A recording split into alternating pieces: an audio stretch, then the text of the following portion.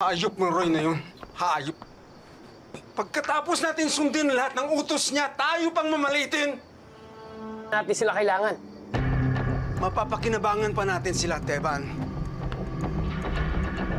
Ang tutulong sa atin para mapatumba natin lahat ng mga kalaban natin, lalo na si Primo at si Tanggol. Si Ramon! Wala na pakinabang sa atin yung mga yan! Magagamit pa din natin sila. Pwede na natin sila electrited. Kapag ako napuno kay Lucio, Kalma. Kalma ka lang. Siyempre, ngayon, hingi ka ng pasensya. Hingi ka ng pasensya kapag kikisama pa.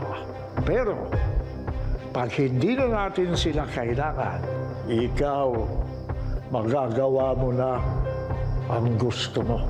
Alalahanin mo, Lucio, mga batang tondo kami. Hindi kami basta-basta lumulord kahit kanino. Hindi.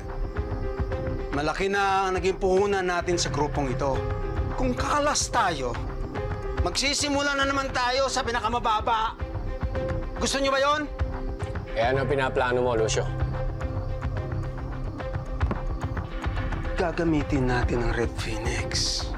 At kapag wala na silang pakinabang, kukunin natin ang kanilang kayamanan, ang kapangyarihan, ang mansyong ito, at tayo ang tatawaging bagong Red Phoenix. Kasama ko ba kayo dyan? Siyempre naman!